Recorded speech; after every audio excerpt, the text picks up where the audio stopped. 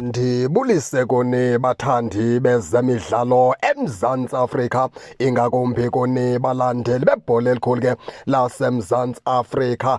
Apha ke baphulaphula sawuthetha ngemeko kaMiddendorp. uMiddendorp nawukhumbula into yokubana kumfana omdala bengu-technical director phaa kwiqela ke leDurban City.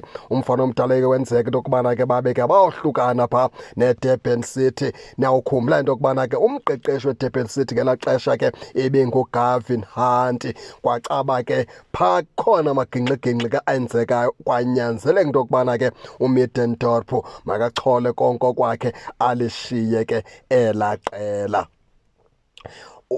Kukhona ke into ethi ke uMiddendorp ke angabuyela phaa kwiDurban City apha ngoJanuwari, ngoba ke Durban City ifuna ukwenza sure into yokubana ke iphinda ifumana u-technical director straight phaa kulaa team. Bathi ke xa bezithethelela irole yadlalwa nguMiddendorp phaa ibinkulu kakhulu. Bathi okwesibini indawo uMiddendorp laa team leyana ke uyishiye ngunumber 4, uyishiye nokusesimeni esirayithi futhi ke ne-direction, ngoba ke bathi ke okanye sithi isikhulu seDurban City eyona nto babeyifuna kuMiddendorp into yokubana athathe laa team ayenze ibe nomkhombandlela, ayenze ibe ne-direction, ayenze ibe yitim ke noko eqinile ekwazi ukubheka phambili. Bathi yonke ke loo nto uyenzile kwezi nyanga zintathu ebephaa nabo phaa kwiDurban City. Bathi futhi ke kangabekho nxa yona into isivumelano sabo kokubana ke aze enze laa misebenzi kulaa team. Nangoku imisebenzi yakhe ke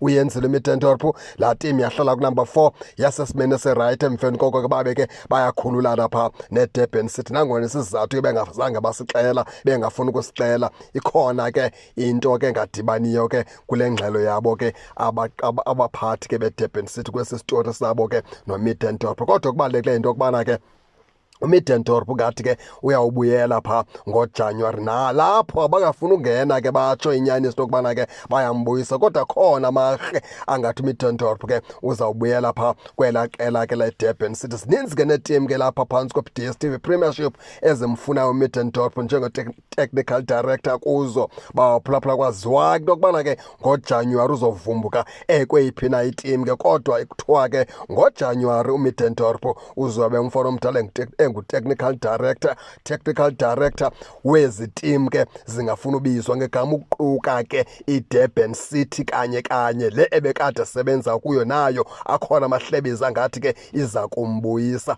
Nawukhumbulayo into yokubana ke Durban City leyo ibikade iqeqeshwa phaa kuGavin Hunt. uGavin Hunt waze naye waphuma kwelaa qela. Ewe ke ekugqibeleni beliselingasenzi kakuhle ke elaa qela leDurban City. Ndiyabona ke bathe xa behlala phantsi ke noGavin Hunt kwabonakala into yokubana ke mabakhululane, omnye ahambe abheke kwelinye icala nomnye ke ahambe abheke kwelinye icala. Konke ke oko ke baphulaphuli ke sawukubona phaa ngoJanuwari into yokubana ngoMiddendorp lo ubheke kweliphi na icala, kodwa baphulaphuli khona into ezayo. Noba ke ize yabheka kweliphi na icala, kodwa uMiddendorp ikhona itim ke phaa ngoJanuwari ezobe imqasha asebenze kuyo ke, abhilde laa tim kunye ke nabaqeqeshi abakhoyo. Injalo ke baphulaphuli ke nani ke ndingake ningene nitshone into yokubana niva njani. Nize ke ningakhohlwa usubscribe kule channel ukuze ningaphoswa zezemidlalo